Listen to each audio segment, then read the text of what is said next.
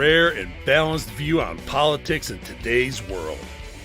Based on facts, born of rationality, common sense, and logic, providing context on today's events. This is American Perspective with Rick Thomas. Hello, everyone, and welcome to American Perspective with me as your host. I have a very special message to all those patriots out there. The chair is against the wall. The chair is against the wall. John has a thick mustache. John has a thick mustache. And 3 Chevy don't believe the polls. There we go. That concludes our special message for tonight. For those that know, I mean, you know. All right. Anyway, just to kind of bring everyone up to speed, there was some questions with regards to some of the polling that's out there. All I got to say on terms of the polling is just remember in 2016, they were telling you. In 2016, a couple people got it. In 2016, they were telling you without a doubt that Hillary Clinton was going to be the next president of the United States. So, yeah, take the polls with a grain of salt. Again, like I said, you don't necessarily trust the polls. What you trust is multiple polls in order to give you some sort of a semblance of a trend, not necessarily each poll itself. Okay. You also have to remember too that right now the Kamala Harris campaign still hasn't answered any questions off script. So they think, again, people being polled, they're living on the sugar high or sugar rush of the fact that Joe Biden, who was polling drastically bad in the polls, is no longer the candidate. But they're coming down. I promise it will happen. It may not happen until the first debate, but I'm telling you, without a shadow of a doubt, okay, without a shadow of a doubt, that the polls are not what they seem, okay? So just take them with a grain of salt. We're going to continue the good fight, but don't think of anything in terms of a red wave or, a landslide victory. No, this is going to be a hard-fought victory. Don't get me wrong, but don't believe the polls. Shut them off. All right. Enough about that. Anyway, so for those of you that are new to the program, welcome. Welcome to all my Whiskey Warriors who are out there, all my Whiskey Warrior P1s, and definitely make sure that you understand that that's not my typical start. Anyway, all right, let's get serious.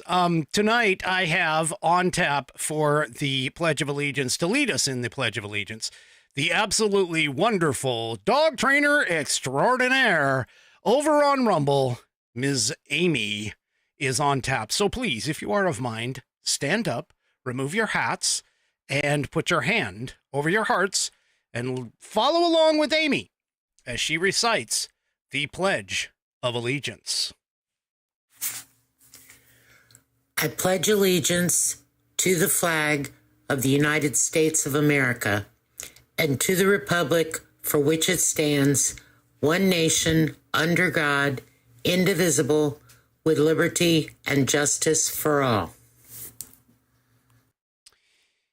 And of course, thank you very much, Amy, for submitting that wonderful rendition of the Pledge of Allegiance. If you want to get your version of the Pledge of Allegiance on the show, it's really easy to do. All you have to do is record yourself doing the Pledge of Allegiance.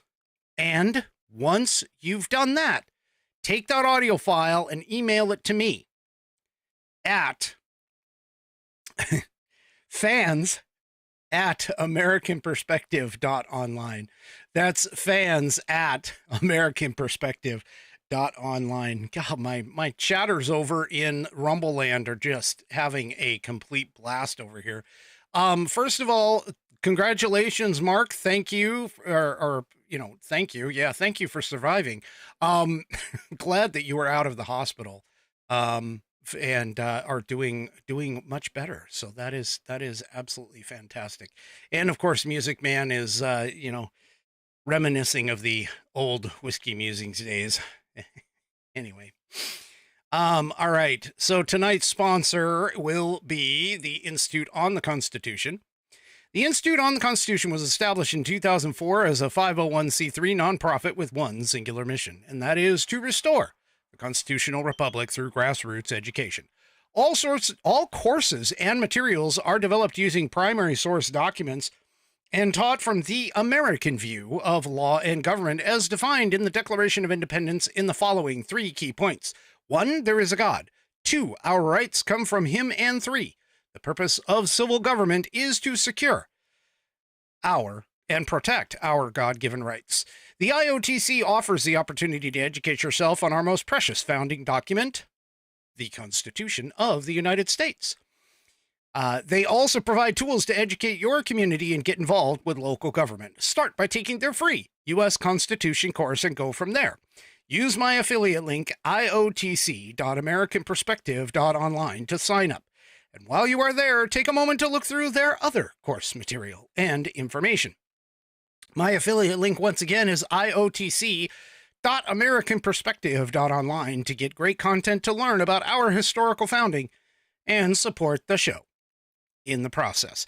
That's iotc.americanperspective.online, or if you just want to purchase this fabulous Saddleback leather-bound U.S. Constitution to support the show, go to constitution.americanperspective.online. Check this thing out. This has got an 1/8 of an inch of Saddleback leather. The inside pages are tear and water resistant, and the binding is not cheap glue here, folks. This is actual stitching that goes all the way through the leather on the outside. It's got a 100-year warranty against material and workmanship defects, such that they will take it back and either fix it or replace it for free. My rumblers all tell me that it has sexy rounded corners and that don't poke you in the butt if you stick it in your pocket. My friends, this has been Buddy tested, Buddy approved, Billy tasted, Billy approved, and it also is proven by my youngest whiskey warrior to have accurate information inside, because you can pass your civics badge in scouting by using this as one of your source documents. Go to constitution.americanperspective.online and get yours today. Also, don't forget to check out the Institute on the Constitution, the rest of their wonderful products and services that they provide for you to learn about our historical Constitution. It is fantastic. Anyway, go and check them out today. Thank you. And I thank them for allowing me to be an affiliate. All right. Okay. Oh yeah. I cannot forget, of course, tonight is Saturday. So Saturday is one of my whiskey days. So here we are. We have the Four Roses single barrel in the glass. And the glass, of course, is We the People. Lucky Shot USA. It's got the bullet going in the side there. Lucky Shot USA rocks glass with my stones in the bottom. So here we go. Gotta love that whiskey, I'll tell you. Oh, I gotta take another sip. All right. And of course, the wonderful guard dog Angus just let me know that Mrs. Whiskey has returned to the studio. Anyway, all right. Let's go ahead and get on with our next segment, a fan favorite segment On This Day in American History.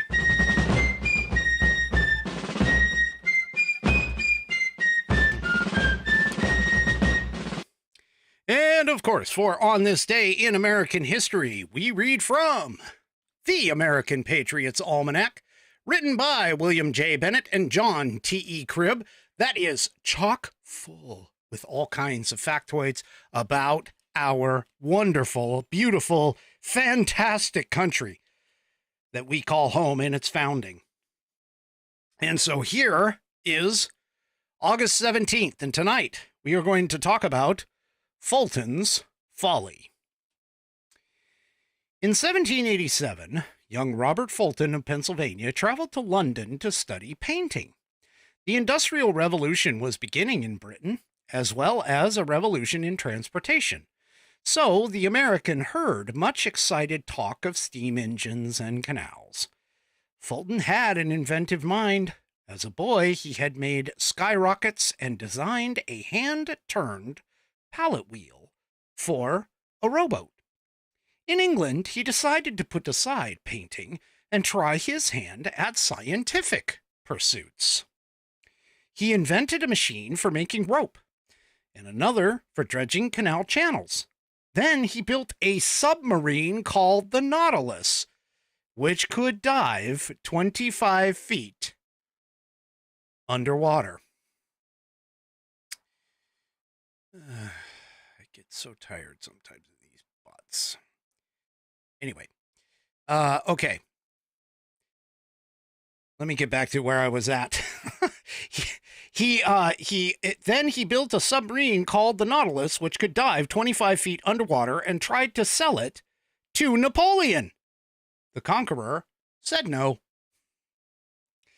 But Fulton met Robert Livingston, the American ambassador to France, and the two men built a steamboat that chugged up and down the Seine River in Paris. I'm not even sure I pronounced that correctly, but whatever. Anyway, returning to the United States, Fulton determined to build a 130-foot steam-powered paddle boat on the Hudson River. On August 17th, 1807, a crowd gathered on the riverbank to watch him launch the boat driven by a tea kettle on its maiden voyage from New York City to Albany. Most called it Fulton's Folly and predicted that it would explode. There were not perhaps 30 persons in the city who believed the boat would ever move 1 mile per hour, Fulton wrote. He lit the boiler, and the vessel went puffing up the river at an astonishing speed of 4 miles per hour, while people lined the banks to cheer. The famous boat that came to be known as the Clermont, that's Clermont, after the Hudson River estate of Fulton's partner, Robert Livingston. Robert Fulton did not invent the steamboat, but his Clermont, the first commercially successful paddle steamer, ushered in a new age in transportation. Soon, steamers were carrying passengers and freight on rivers throughout the growing country. And that is today's On This Day in American History. You know, we are and have been, we should still be, a nation of inventors, entrepreneurs, people who push the boundaries and make the world a better place. That is part of our heritage and tradition, and we should get back to it. Okay. So tonight and in the next couple of days, well, first of all, the DNC starts next week. Just so anybody who was, particularly interested in that. But DNC is also going to be followed by and tormented by thousands of protesters. They are all going to descend on the poor, windy city of Chicago and get into all kinds of trouble there. So let's just say that, next week is going to be interesting. If you're going to watch, anyway, thousands of protesters are planned to descend on the Windy City, protesting a variety of different causes. By the way, so this is in the Washington Examiner. Thousands will march close to the United Center, where the speeches for the DNC will take place in the evening, while others will rally nearby. People will begin gathering as early as tomorrow and will be raising their voices to bring attention to abortion access, opposition of America's support of Israel, policies they believe have exacerbated poverty and a housing crisis, climate change, and many other topics. Protest organizers expect between 30 to 40,000 people to join the march on the DNC 2024 on Monday. Nearly 100 organizations are planning to protest against Israel, and they are expected to be in Chicago as the war in Gaza reaches 10 months. The groups are expected to protest outside the DNC between Monday and Thursday. Include the following: Code Pink, the Palestinian Feminist Collective, Students for Justice in Palestine, Chicago, American Muslims for Palestine, Chicago, and other pro-Palestinian groups that are active across the United States, according to a report by a watchdog group. Activists who have pressured the Biden administration for a ceasefire and an end to military aid said their calculus has not changed even after Biden stepped aside. So after meeting Israel's Prime Minister Benjamin Netanyahu last month, Harris, our illustrious VP, who was the nominee or presumptive nominee, I guess she is the nominee considering that virtual vote thing. Anyway, I'm confused. No, I'm not. But anyway, she has pledged to not look away in the face of these tragedies.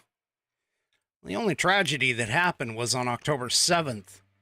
Ms. or Mrs. Harris, whatever you want to call her. Anyway,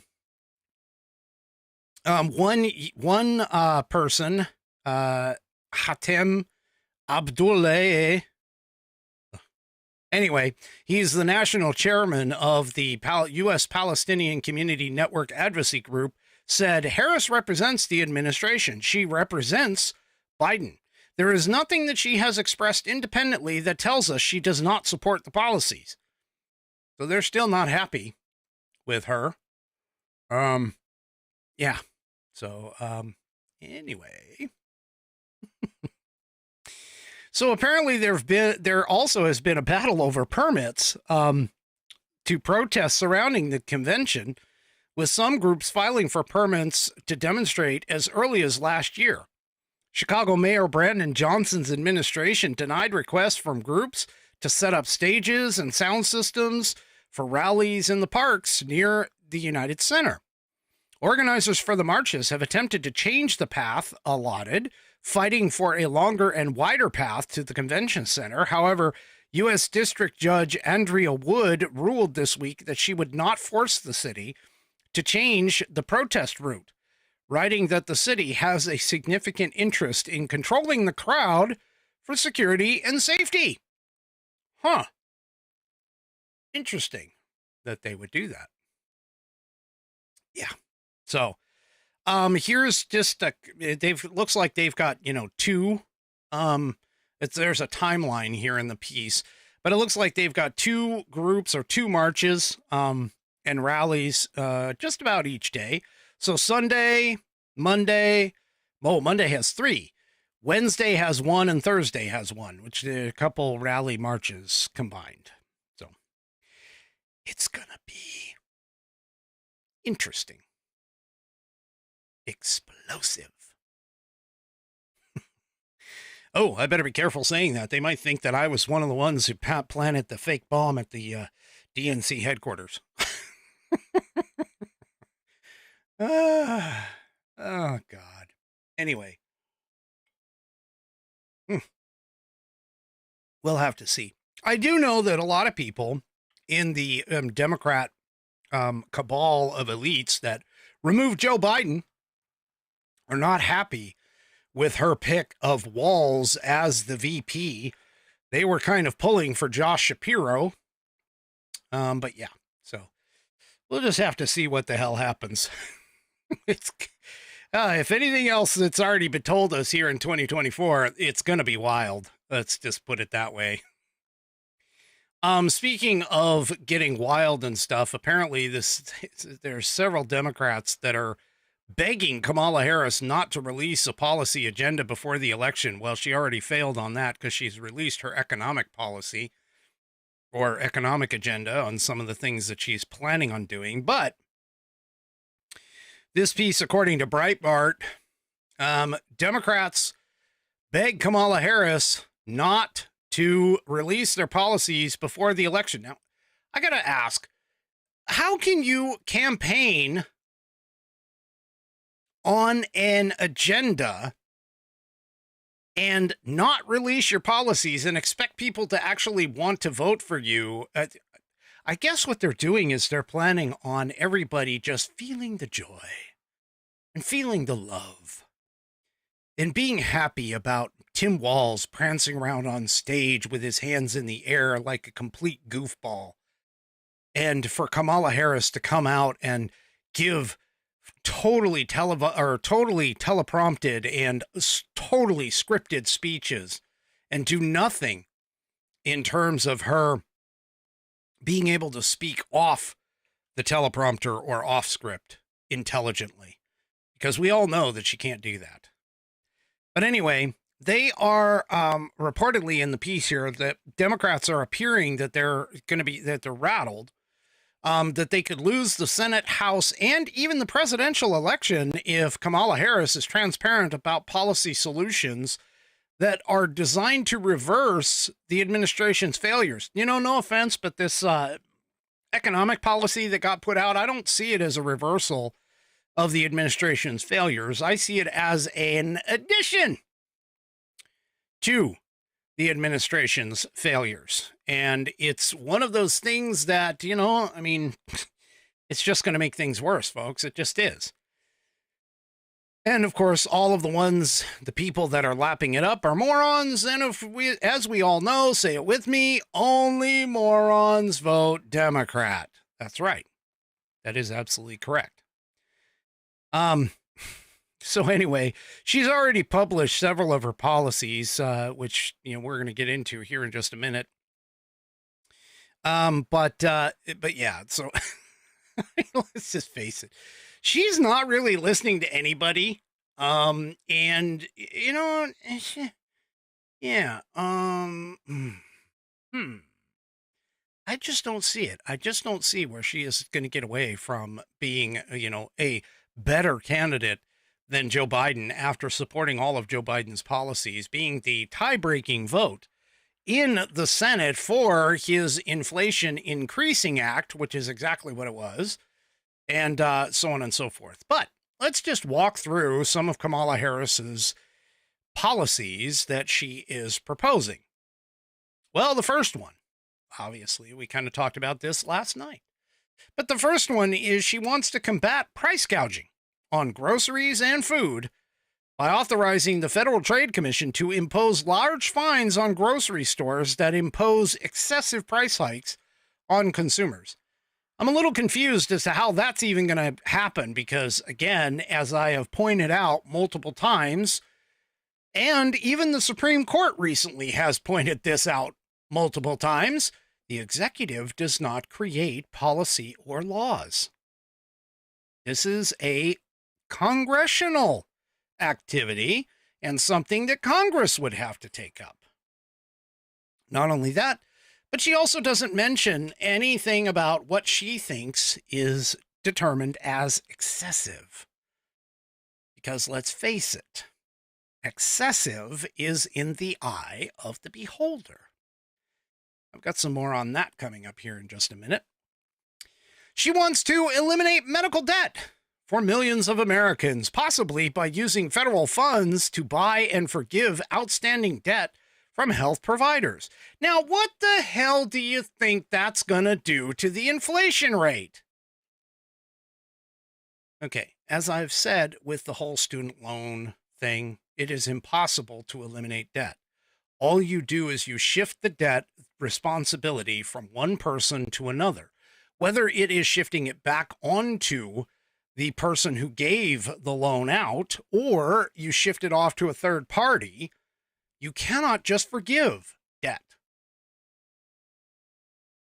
And all this is going to do is just add millions upon millions onto our already blossoming and skyrocketing federal debt. So, yeah, I just don't see this happening. And once again, this is another thing that, hey, this Congress holds the purse strings here. So she's basically saying that she's going to go ahead and take that command and control away. If that isn't totalitarianism, I honestly don't know what is. Oh, capping out-of-pocket costs of insulin at $35 per month for all Americans. Well, as we all know, Biden did that, which technically Trump did it too. But Biden did that and has been, touting it for his entire time in office and for the Medicare, Medicaid folks. And so now what's going to end up happening is she wants to try and do it for all Americans. So once again, extending government overreach into the private sector and into private sector businesses. She wants to limit Americans' annual out-of-pocket spending on prescription drugs to $2,000. Yeah. Again, further overreach, further government interference into all of this. She wants to provide up to $25,000 in down payment support for more than 1 million first-time home buyers. Yeah, that's not going to skyrocket inflation and screw up the housing market even more than what it already is. Okay, I mean, let's be honest. Here's one of the things that is absolutely true whenever you deal with something like this. And this is absolutely shown in the EV market. You have a product. You sell that product for a certain price. Let's say, for the ease of math, $100,000. Now the government says, hey, when you buy that product, because that product falls into our Green New Deal agenda, you get a, say, $10,000 bonus from the government. Guaranteed. Because you're buying that $100,000 product. We'll call it an electric car, just for the fun of it. So now what do you think that the person selling it is going to do? Well, you're not getting that credit. I'm getting that credit. So now instead of selling it to you for $100,000, I'm going to sell it to you for $110,000. Because I already know that you are assured of getting that $10,000 from the federal government for buying my product. These people just don't get it. It's not, this isn't going to make things less expensive. It's going to make things more expensive. Because now what's also, too, in terms of the housing market, now what's going to happen is I don't know if anybody, well, I'm assuming that most of my listeners are homeowners. And I could be wrong on this, but here's the deal, okay? When you walk in, your standard loan typically is usually, unless you have some other program that can help you out, it's usually what's called an 80-20. What that means is 80% of the cost of the home actually goes into the finance part. And you, as the homeowner, because you got to have some skin in the game, you've got to come to the table with about 20% of that value. Now, if I'm selling you a home, and let's just, again, use $100,000 for the ease of the math. If I'm selling you a home at $100,000, okay, and you are coming to me with a guaranteed $25,000 in a down payment, which at $100,000, that actually exceeds that 20%. Do you think banks are going to sit here and keep that same 80-20 split? No. They're going to want more skin in the game. So what does that do?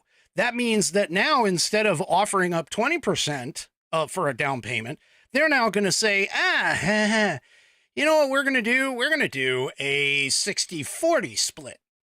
So now we're only going to finance 60% of it, and you're going to pick up 40% of it.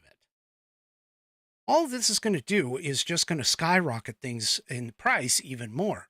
It also will encourage people who may not be able to afford a house at a certain product, because now all of a sudden they have this gift of $25,000 for a down payment, that it may put them in a position, even if the banks don't change the rules, it may put them in a position where they're buying a house that is less affordable to them.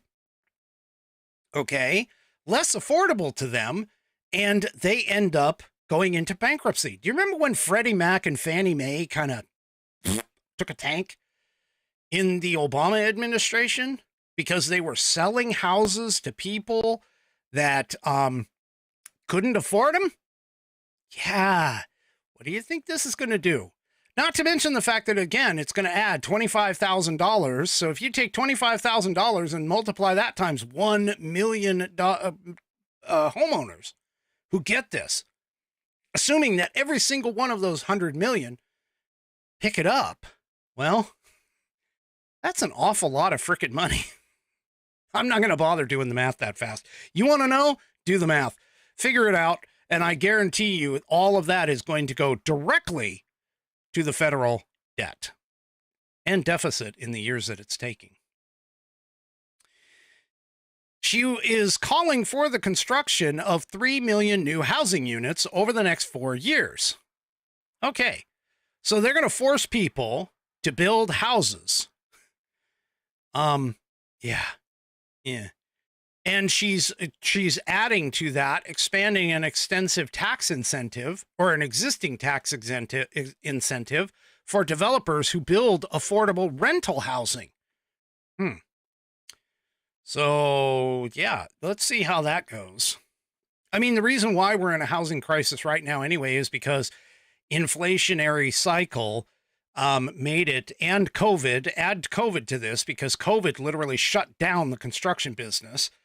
Let's just go ahead and, add to that the inflationary cycle afterward that has made housing and rent much less affordable, and therefore pricing people out of the market. But hey, we're going to go ahead and just we're going to make a law, again, to tell people to do this. Yeah, it's just not going to happen. They're going to remove tax benefits for Wall Street investors who bulk buy single family rental homes. Where does she think these people and all of this additional renting property is going to, where does she think the money's going to come from with these things? You want the Wall Street investors to invest in these kinds of endeavors. So not only is she going to try and force people to do it, but she's also reducing the incentives for people to finance all of this. Again, where's the money coming from? Now she wants to prevent corporate landlords from using algorithmic price setting tools to increase rents by larger margins. In other words, she's going to price cap. I got something about that here in just a few minutes. Oh, this one. This one's another one of those stolen ones from Trump. She wants to pass a child tax credit that would provide $6,000 per child for two families for the first year of the baby's life. Vance suggested $5,000 for that. For a child tax credit. So she's trying to one-up him. Anyway. She also wants to expand the earned income tax credit for lower wage workers by up to $1,500. So, in other words, what you're telling us then is that the lower wage workers who are already in the lowest tax bracket, in terms, and most don't even pay taxes, they actually get their taxes back at the end of the year. You want to increase the money that they're going to be getting back and put the burden the further burden of the taxes onto the middle class. Yeah, how is that going to work out? That just doesn't seem to make sense. Anyway, yeah, she doesn't want to tax the middle class, but hey, she's just going to create this special tax credit. I've got an idea. You know, Kamala, you want to do all of this with the tax code and everything else. I got a great idea for you. How about you just lower taxes? How about that? That way everybody wins. It's not just certain groups of people, certain individuals, certain specialized sects of the society. And no, I did not say sex. I said sects of society. Yeah. So every one of these, according to the piece here, the Yahoo News piece that's talking about it, is designed to cut the cost of living. Yeah. No, it's not. It's not going to. All this is going to do is add regulations and taxes and money into the inflationary cycle that is going to be, be set up in that way. In fact, during her speech, while she was talking about this, she did admit that food prices have surged under Joe Biden. Yeah. Uh-huh. Yeah, no kidding. You were part of it, you dumbass. What did you think? You're VP. Hello. You've been behind Biden this entire time, and supposedly, at least according to him, you've been sitting right next to him the entire time that he's been making all these changes. God. 3 Chevy points out on Rumble that many of the houses in his neighborhood have been bought by companies. Yes.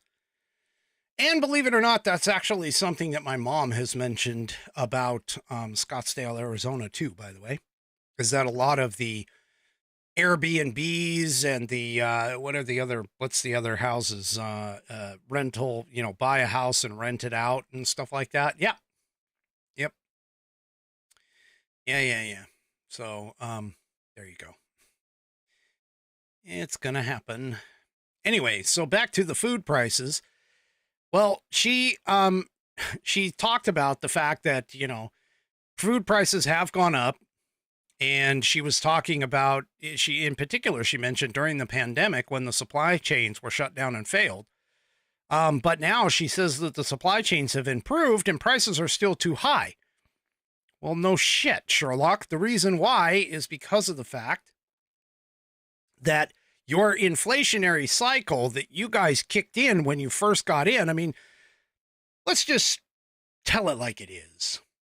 1.4% when Biden walked into office for the inflation rate. In 18 months, that skyrocketed to 9% inflation rate. Yeah.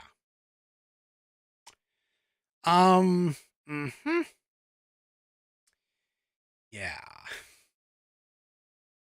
Anyway, she did point out that a loaf of bread costs 50% more today than it did before the pandemic. Yes, that's true. Donald Trump's been mentioning that quite a bit. Is she all of a sudden flipped and gone to Donald Trump? The hell? Anyway. So what she is blaming this on, the soaring cost of food, she's blaming it on bad actors. Big food companies, which she claims are seeing their highest profits in 2 decades. And that grocery store chains are allegedly not passing the savings to consumers. Hello? That's not their job.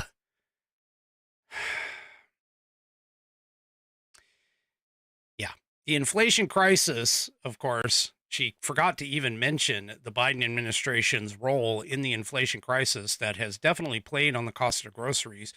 When you increase things like taxes, tariffs, energy, in order to get from A to B, to transport those goods. Let's not even mention the fact that there's places like all of those chicken plants that got destroyed by fire and accidents and all of these other things that are running around with this. And yeah, so what seems to be the problem with this whole thing? Well, let's see if I can find it here. Where'd it go? Oh, did I not? Okay, hold on. Because I thought I saw this. Yeah. All right. So here in another piece in the New York Post, where a gentleman by the name of Jared Walczak, that's Walczak, who is a researcher and vice president of a nonprofit organization and not nonprofit, nonpartisan. I misspoke. Nonpartisan Tax Foundation pointed out that there are already slim profit margins in companies selling groceries that are making prices that are barely making, even though prices on food have skyrocketed. So Kamala Harris is citing price gouging by grocers, yet the industry profit margins that she's railing against are right around the 1.2 to maybe 3% at the most. And he gives this image here. Let me see if I can make it bigger for you. So he gives this image in terms of grocery profit margins compared to other market averages. Now, the thing about this graph, and if you're listening on audio, I highly encourage you to head over to rumble.com and go check out the video. You can also check it out at YouTube, Facebook, and X. But of course, I prefer rumble.com. But take a look at this graph. This graph doesn't even show the fact that anybody is making more than 10% in the market. That's the part that is just flabbergasting. If you think price gouging is occurring in any market, I mean, grocery is the least out of all of them. But right now, this graph is demonstrating that even other industries except the financial industry are only running right around 7.6% profit margin, and a total market altogether is 8.54 across all industries. Really? They're not even making a 10% profit across all the industries. And this is according to a source, which I'm not even going to try and write it, but it's a New York University. Stern is where this is at. Seriously. I mean,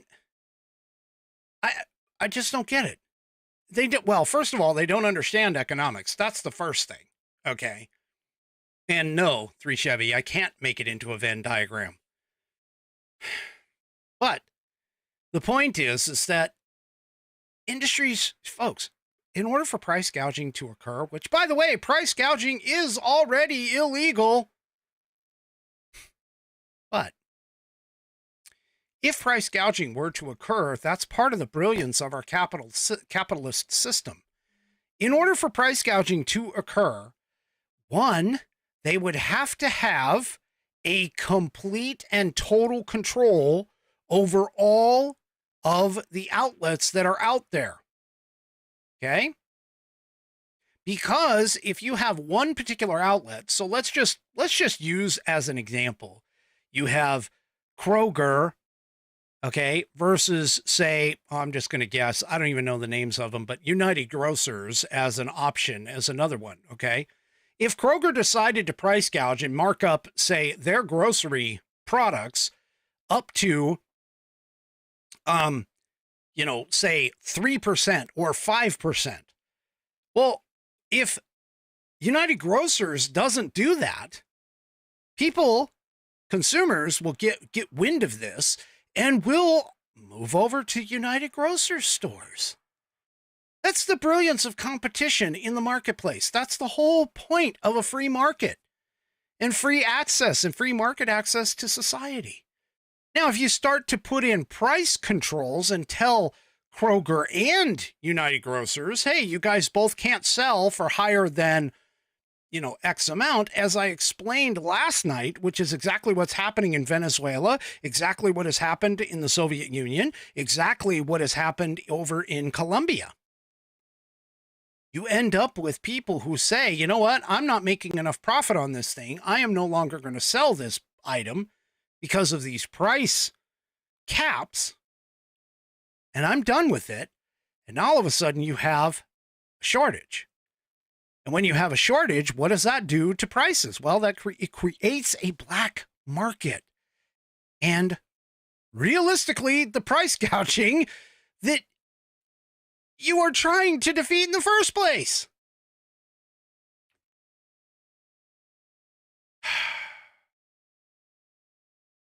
That's just.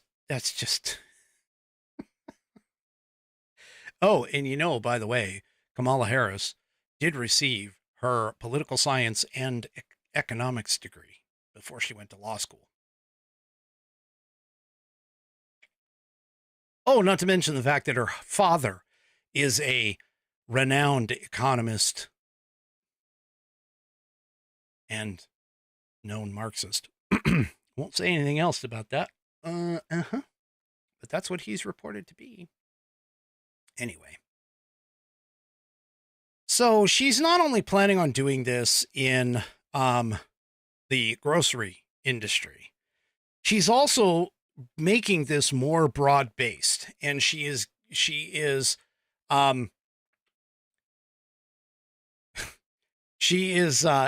doing this and recommending this across the board.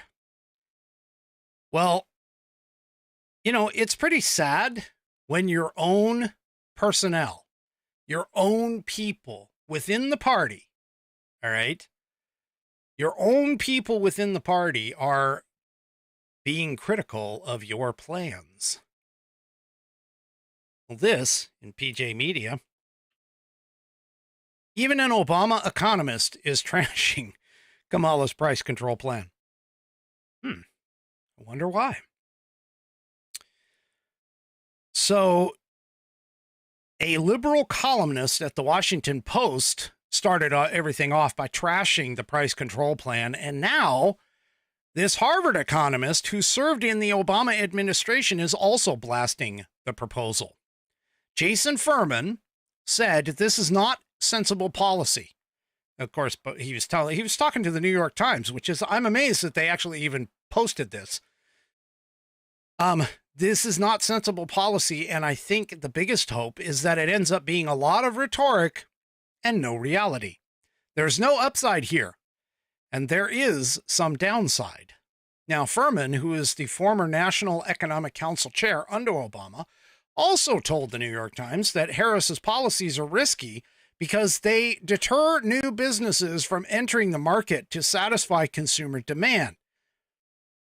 Hence, the point of a free market system. Yeah.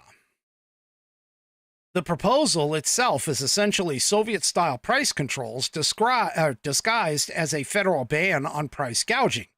It aims to achieve two objectives: shifting the blame for inflation away from the Biden-Harris administration's economic policies and onto what they consider corporate greed, while also trying to convince the public that Harris has the solution to solve the problem.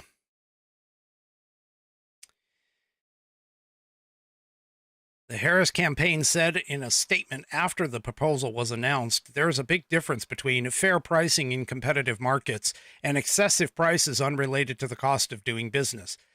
I just showed you a graph. These grocery stores are not making a crap ton of profit on this. There is no price gouging.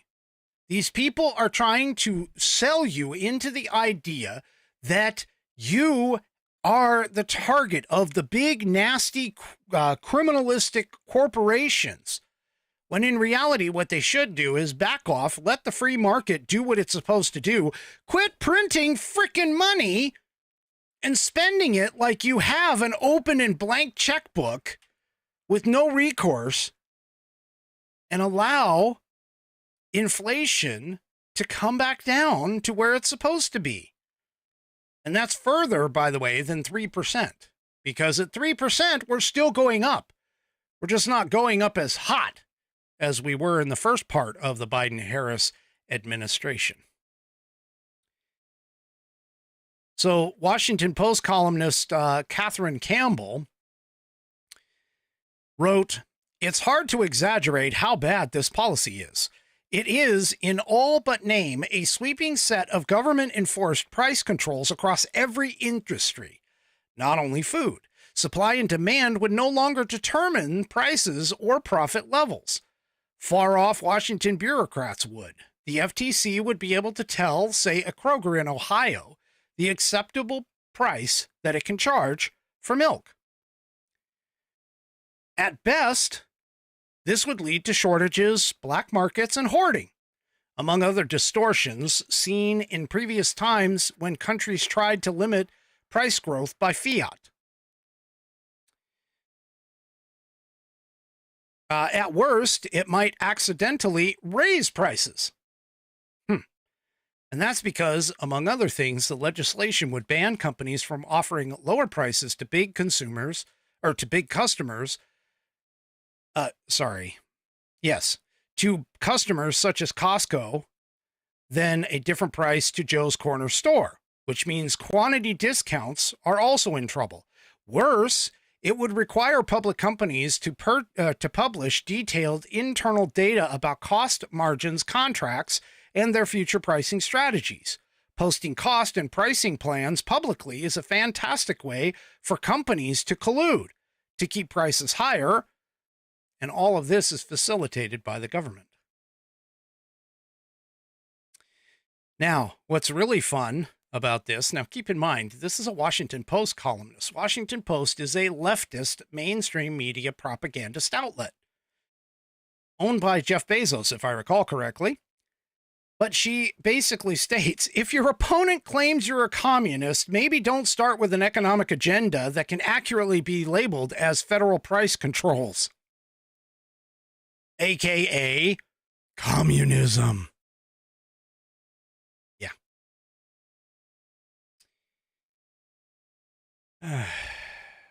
What a mess. Another person, Helen Raleigh, who is an immigrant who once lived in communist China, also blasted the policy in a post on X and Twitter. She wrote, "Government-imposed price control is a terrible idea because it makes the economy worse by causing shortages. Everyone who's survived socialism, communism knows this. If the store shelves are empty, it doesn't matter how low the government claims the price of bread actually is." These people are not wrong. They are not wrong. This is exactly what they want to do.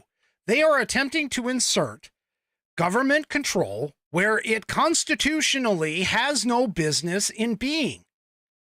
It creates food lines. It creates massive amounts of shortages. As I told you last night with regards in Venezuela, you have to go, whether you need an item or not, you have to go on the days that you were supposed to go to the grocery store. And if the item is there that you're looking for, great. If it's not, too bad. You got to wait until your next time.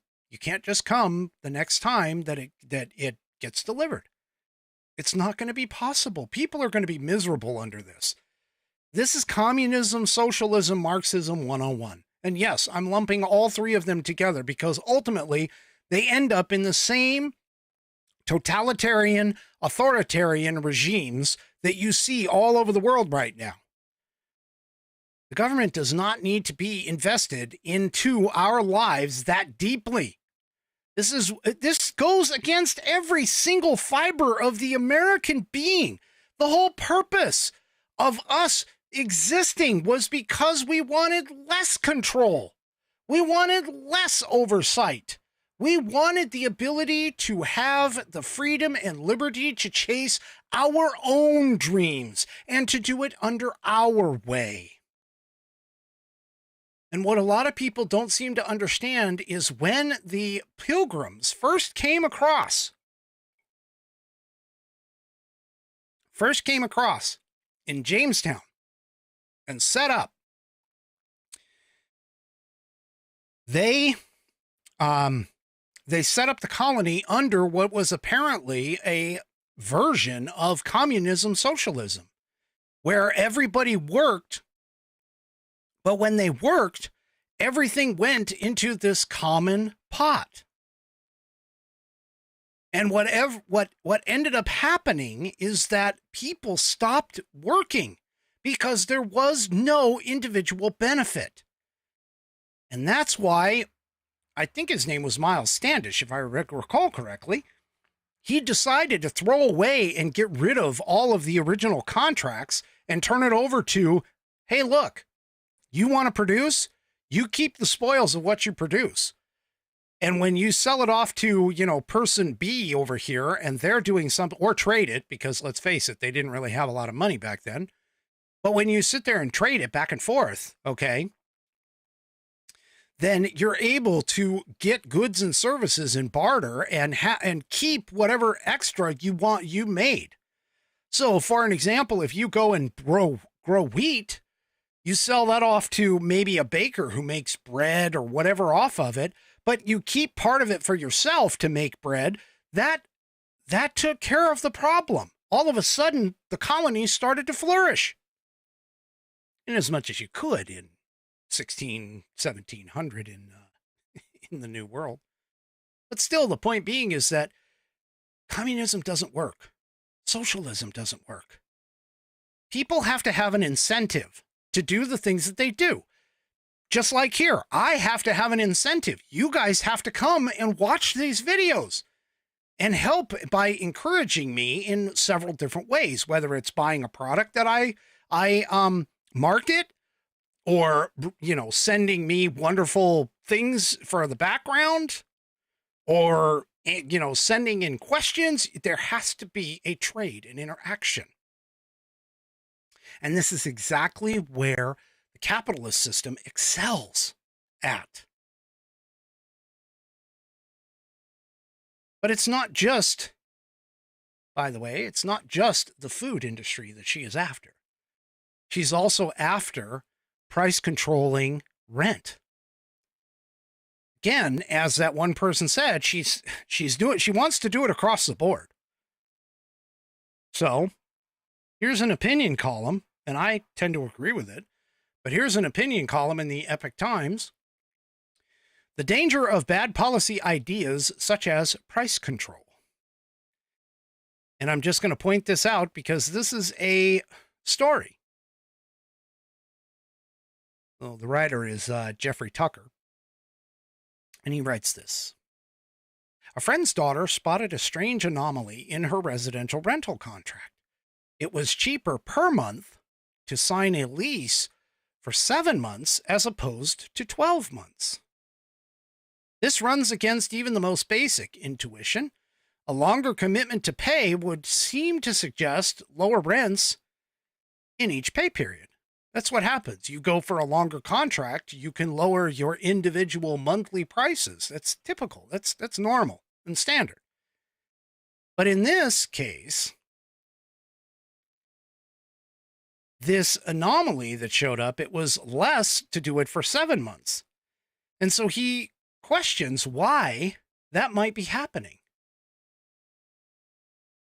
So what he thinks of possible explanations are simply that the property owner or mortgage holder is expecting higher costs in the future than what he has currently right now.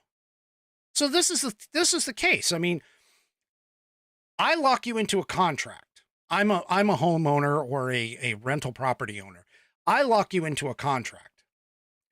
The advantage that I have in the fact that you go for a longer term lease than a short-term lease is, presumably, I get a guaranteed income from you. I don't have to sit here and try to, market or sell the property. I don't have to waste my time for going around and, interviewing people. I've got somebody already in the space, And it's a benefit for me for you to stay there. And especially if you're renewing a lease, I already have some history with you already, so it becomes a bit of a benefit to me to keep you in place. However, the risk that I have is the fact that I'm extending that longer term lease to you with the idea that my costs for things such as maintenance, upkeep, things of that nature are going to be a generally fixed across that time period. And so what ends up happening here is that if you see as a property owner, you expect, oh yeah, my costs are going to go up because again, there's that whole profit idea. I need to make something out of it. I can't just hand you something at cost because then I'm not getting paid for my time and my energy and my investment into this particular idea. So what ends up happening is, okay, I'm going to offer a shorter long-term lease so that I can effectually raise the price when I need to. That's what happens. So also another possible explanation is the fact that they're looking and thinking that rent price controls, if that becomes a law, now all of a sudden I have to have a shorter period where I can start and raise prices. Because again, keep in mind, Harris wants to cap off the actual amount that you can raise prices over a certain period. So let's just say she says, you can only raise prices 5% per year. Okay. 5% per year is all you can raise it. Well, that tells me I'm going to make sure that I can cut you out every lease period, or I should say 5% per lease period. So I'm going to cut you out by making sure that my lease periods are short so that I can raise that price every time the lease comes up. I can do it 5% every lease period. And so now all of a sudden, instead of having one singular lease period to go through the entire year, I now have, let's say, 4 lease periods. I put you or lock you into a contract for every 3 months, which allows me to raise my price 5% every 3 months. So what does that do over the course of a year? Well, 5%, 3 raises in the year because your first one doesn't count. And now you have 15% of a raise price increase. Whereas before, without the price control, you might have had a year-long contract instead where you got nothing raised. See, these people, for her having an economics degree, she sure as hell, she's like AOC. She has no freaking concept of actual economics. None whatsoever. I don't understand. These people, none of these people have actually ran a business as well. So, yeah, it's just, it's a wreck. This is what happens when you have morons and stupid people like that one economist who I showed you the video who couldn't even explain where printed money comes from. I can't even imagine. I mean, God. I would rather have somebody with a intimate knowledge of the realities of economics rather than somebody who has an economics degree and has yet done nothing in the private sector at all. All right. Well, Kamala Harris, of course, as a part of her policies, picked up another Trump ticket policy. I already mentioned that to you, where she was talking about supporting a $6,000 child tax credit. And that, of course, only counts for the first year because according to her, that's when the family's expenses are the highest in her mind, with cribs, diapers, car seats, and more. Having raised 2 children to adulthood now, I can tell you that is, I'm going to say factually incorrect. Because trust me, even though you have the crib and the diapers and all of the rest, when they start getting bigger and eating more and needing clothes every like 3 months because they're growing so fast, or God forbid you allow them to like get into some specialized sports or activities, those costs that you'd had when they were babies is, believe me, much less than the rest. But anyway, well, she doesn't have any kids of her own, so I'm not going to blame her for that. However, this particular announcement came just days after J.D. Vance said that he would support doubling the child tax credit to $5,000. Now, keep in mind, right now, I believe it's at $2,500. But now he said in an interview, and this is Vance, he said in an interview with CBS on Sunday, this past Sunday, I'd love to see the child tax credit that's $5,000 per child. And by the way, President Trump, at least according to the Daily Wire, where some of this information came from, President Trump is reportedly weighing in on whether to endorse Vance's policy suggestion. Trump campaign official told Semaphore that President Trump will consider a significant expansion of the child tax credit that applies to American families. President Trump respects and listens to his running mate, Senator Vance. Now, the child tax credit announcement was, of course, part of the Harris campaign's unveiling of her economic platform, which includes a slew of other communist policies. I threw in the communist policies, by the way, the name communist. Anyway. So, yeah, so she once again steals or tries to jump on because this woman has no independent thought whatsoever of her own. We all see whenever she goes off script what her independent thoughts actually look like. They look like a complete word salad of circular thoughts and attempted explanations and understandings of what the hell she's got going on. I mean, her head is kind of like a toilet bowl. It's just sitting there in constant flush mode, circling around and around and around. Anyway. Sorry, I threw in the toilet bowl comment. All right, let me take a quick break before I get on to some of the rest of what I got for you for tonight.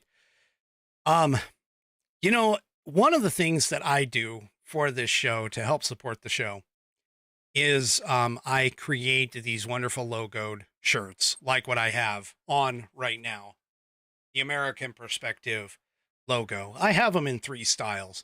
You want to go and check out my styles, the styles of t-shirts, sweatshirts, crew neck sweatshirts, hoodies, things like that. You need to head off to store.americanperspective.online to pick up one of these fantastic, just wonderful pieces and articles of clothing. I definitely would appreciate you supporting the show. And by the way, I'm trying to keep costs down and prices down. So I do my best to only take a small portion of it for the show. And of course, once it comes into the show, it does things like help to purchase new cameras so that you guys can see me in all of my fantastic face for radio glory. But head on over to store.americanperspective.online and check out all of the offerings that I have. If you don't like clothing, I do also have coffee cups, water bottles, as well as links that can take you to the old Whiskey Musing store and a link to pick up the Constitution of the United States. But I always feel like you guys should get something out of putting some money toward the show, and this is my way of trying to give back to you folks, giving you a quality t-shirt, sweatshirt, etc. Piece of clothing that you can use to enjoy and, of course, help promote the show to others by wearing the logo and show your pride in being a American Perspective follower, as well as, of course, being a Whiskey Warrior P1. So head on over to store.americanperspective.online and check out all of my styles that are available. I keep talking about trying to expand and get new styles, and I end up getting busy, and I don't have all of the time that it takes to go and design something new, but I promise you I will get to it eventually, and hopefully we'll have something before the election. Something new before the election. So go to store.americanperspective.online, and I appreciate the look and, of course, all of the support for the show. All right. So Kamala Harris, has stated multiple times, and so many of her sycophantic followers, that she is quote unquote black. Now, I have proven to you that her mom is completely Asian Indian, and I have proven to you that her father, in his own words, says that he is Irish and of what is considered to be undeterminate origin, meaning he has no idea what one of his grandparents' background actually was. So there's no way that they can actually tie her directly to being black, even though she calls herself black. Well, she actually calls herself Indian more often, which is probably a more apt and accurate description, to be completely honest. But I digress. Apparently, at least according to this piece in Red State, Kamala Harris is now starting to realize that she actually has a black voter problem. Well, I played that whole situation where I think it was MSNBC or CNN, one of the mainstream media propagandist outlets, had some black gentlemen on who essentially said that they don't believe that she is black. Well, okay. So she is occasionally pandered to that community. She did a lot in Atlanta when she was down there, and she tried to throw in her Southern accent and grab a little affect that would likely be stereotypically considered for the black community. But apparently her team has now seemed to understand that she and her fellow Democrats have a problem with black voters, and they're trying to do something about that. And she recently made appearances in black media and did a promotional video with her running mate, Tim Walz, which you guys saw, in Detroit, Michigan. And while the topic itself wasn't focused solely on the black community, it was clear that they were making an effort to appeal to the demographic amid months of polling showing that a significant chunk of African Americans are actually souring on the Democrat Party. We've talked about it on this program. Look, it's not a major shift. It really isn't. I mean, the black voters shifting away from the Democrats is not a huge percentage. For an example, instead of 8% saying that they were going to vote for Trump, it's now increased to maybe 12 to 15% that are going to vote for Trump. But the problem here is not so much the amount in terms of percentage, it's the fact that it's happening. Because the African American vote has been a relatively guaranteed voting bloc for the Democrats for decades. And they're getting kind of concerned about that whole thing. So the campaign video that was released on Thursday featuring the two of them having a friendly conversation was done at Aretha's Jazz Cafe in Detroit, which was named for the soul singer Aretha Franklin. They sat down for roughly a 10-minute conversation discussing their backgrounds, careers, and desires for the nation. Now, the whole thing about this was, of course, to try and make them look personable. And when the conversation turned to music, Harris started talking about how her parents loved Aretha Franklin, Stevie Wonder, and, of course, Prince. Walz, he kind of said he was a Bob Seger, Bruce Springsteen guy, and perhaps he didn't get the "We Need Black Voters" memo. Otherwise, he might have gone with Marvin Gaye and James Brown as an example. So anyway, she also apparently discussed her upbringing and being exposed to the fight for civil rights, which she did. I mean, Berkeley was a big central point for that, which is where she was for part of her life anyway. But it's kind of hard to miss what the campaign was doing in that idea. Was basically trying to, again, ingrain herself into the Black community. And so, yeah, it's again, it goes back to the whole pandering idea. This is what they do, is they pander. But Harris has also participated in an interview with Essence magazine in July. And she talked again about the civil rights movement. And she kind of, I mean, I'll be honest with you, sort of mimicking the Joe Biden, you know, I grew up in the Jewish community. No, I grew up in the Puerto Rican community. No, I mean, I grew up in the Black community. Again, she is following in his footsteps by pandering to whatever group of people is going to get her the votes. And why some people can't see this as an obvious ploy is, again, completely beyond me. But that's what they're doing. And so they are attempting to try and woo back some of the Black vote that they have lost. She also has been known to address Black women directly, saying that Black women have extraordinary power and that they should never let anyone take their power from us. Never be shy about our power. Yeah. So again, they're pandering, folks. That's what they're doing. And yes, Tommy, that's why I said Asian Indian, not. So Tommy over on Facebook says she's not native Indian, it's India Indian. Yeah, she's Asian Indian is what I understand to be the correct term for that particular area, because she's actually Southeast Indian. Anyway, it's kind of hard to discuss, but anyway, it's not Native American like what you think of here in the United States. So there you go. Anyway, so here is a Reuters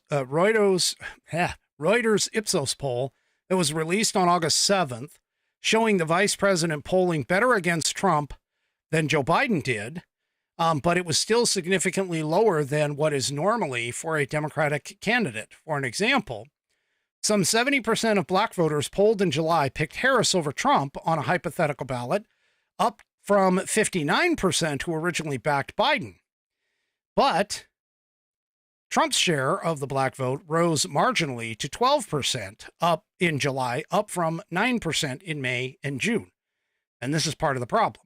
This is why they're freaking, because this is typically a voter bloc that they count on every single election cycle.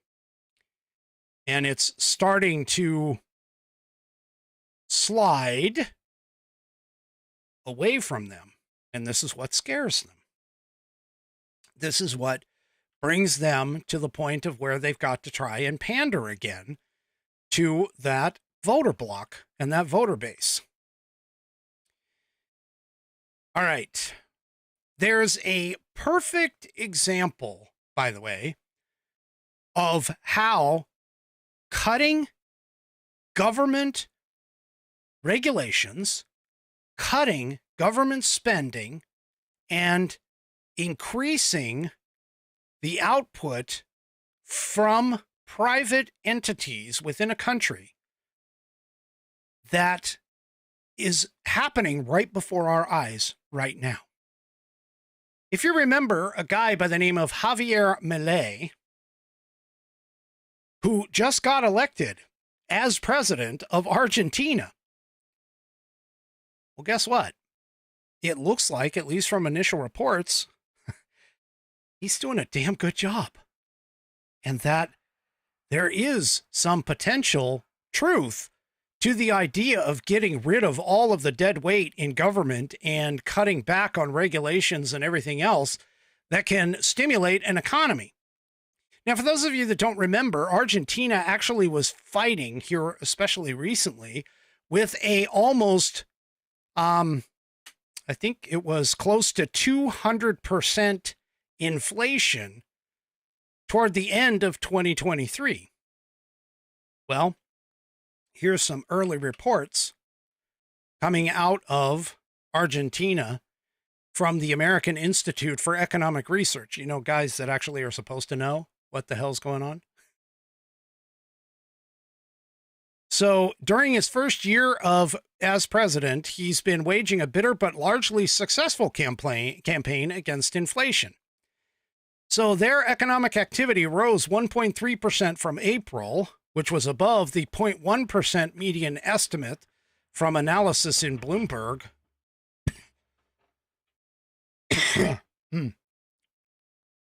The first month of growth since Milei's first term began in December, Bloomberg reported on July 18th. From a year ago, the proxy for gross domestic product grew 2.3%. Now, this is a positive economic report here, folks. So the 2.3% year-over-year increase defied expectations of essentially a decline of a similar magnitude, according to Bloomberg. As Semaphore notes, the Argentine economy was projected to have the least economic growth of any country in the world in 2024. But they actually aren't. Yeah, the third highest inflation rate at 211% year over year before Milei got in office. The poverty rate itself was north of over 40% before he got into office. So he massively cut the government spending. He got rid of all sorts of cabinet and government programs and all kinds of things. And everybody, by the way, everybody was saying, oh, well, that's going to cause all kinds of short-term headaches. Well, doesn't seem to happen. And in fact, a lot of them were calling out what was considered to be a deep recession was going to take place. Yeah, that doesn't seem to be the case. A lot of people were saying that his budget cuts are going to plunge household income, again, create a deep recession, blase, et cetera, et cetera. And the problem is that they were only looking at the short term.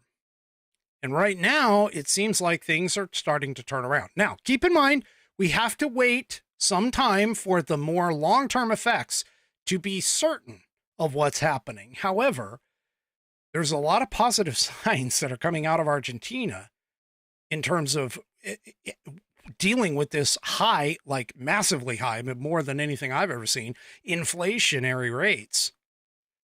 Just by taking over the government, stopping the printing of money, and cutting back on all kinds of spending and programs. There were so many people who were talking about his shock therapy ideas that were going to push more people into poverty. And yet, now, from this report, doesn't seem to be happening. Because in the first half of 2024, inflation has cooled for 5 straight months in Argentina. Consumer prices did go up. They went up 4.6% in June from the previous month, but that was actually down from a 25% month-over-month increase that happened in December, when monthly inflation peaked in there. Yeah. In February, the budget saw its first budget surplus in more than a decade. And just a few days ago, an economic report was published showing a massive decline in poverty. Milei had it right. He had it right. And these leftists are going to hate it, but he has the right tact to get rid of all of this stuff. I mean, we don't have to go that extreme, honestly, but we definitely have to do something because there's no way that we can continue this particular cycle in terms of, you know, where we're at. We're going to end up just like them, bankrupt, broke, in poverty, and there's going to be all kinds of problems.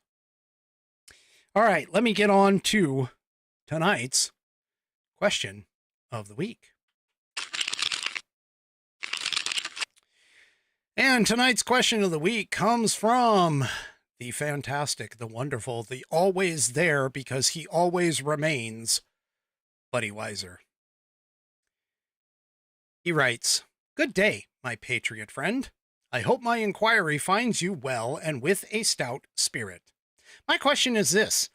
Can you name a historical figure who was thought to be a villain, but who later turned out to be correct or just misunderstood?"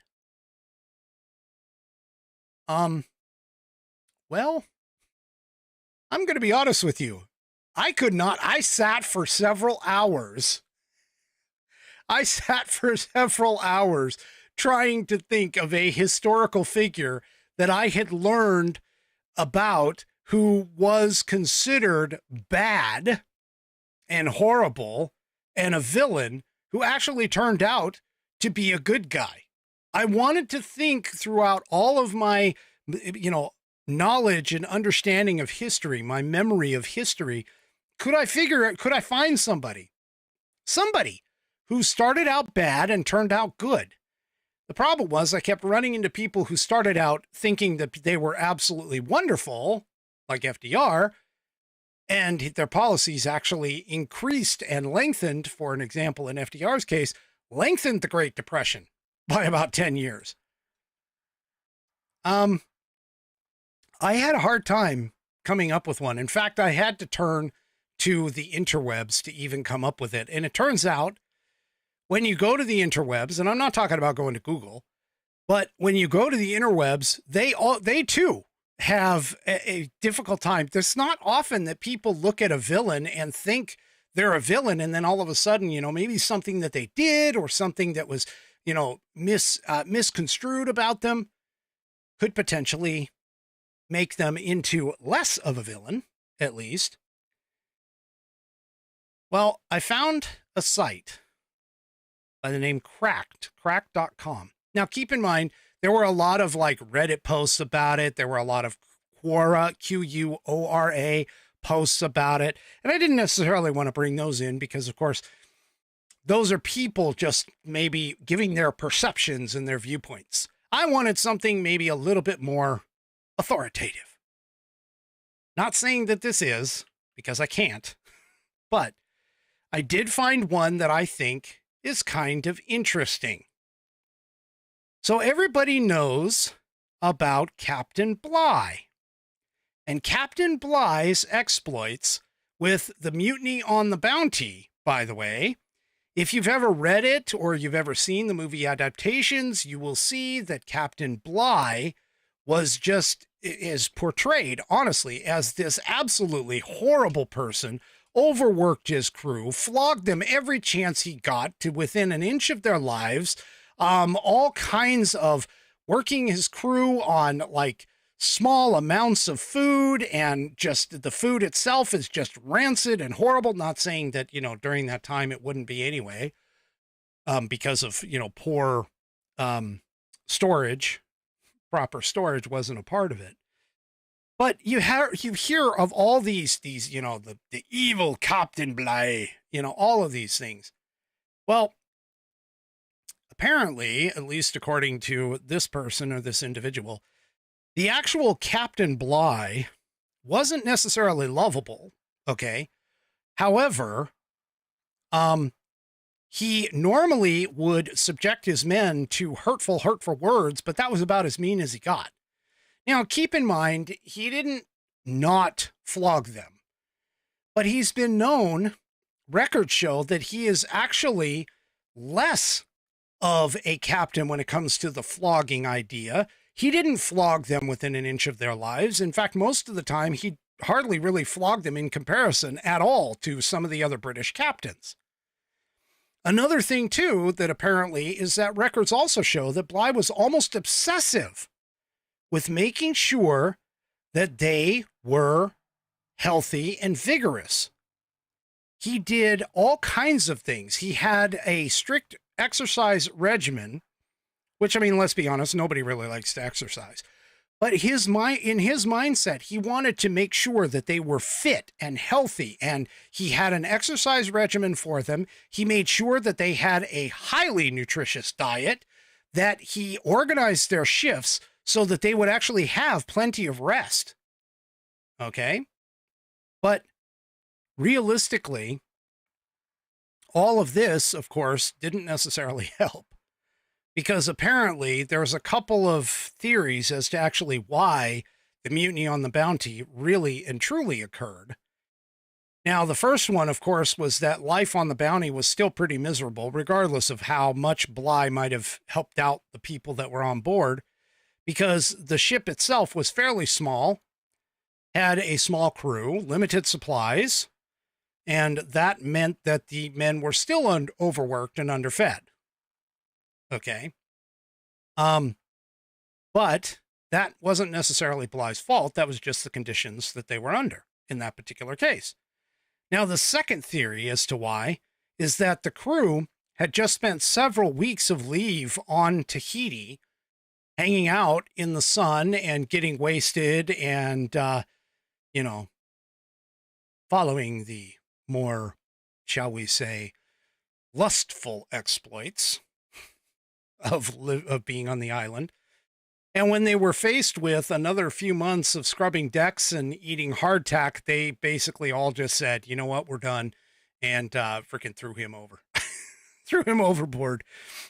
Went steaming back for more of the Tahitian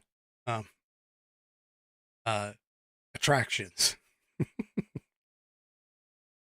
So anyway, that's just one member of history. There are a couple of others that I found that I actually ran across. There's one in particular, and I'm trying to find his name here. Antonio Salieri, who it was opposite of Amadeus, or opposite of Mozart, I should say.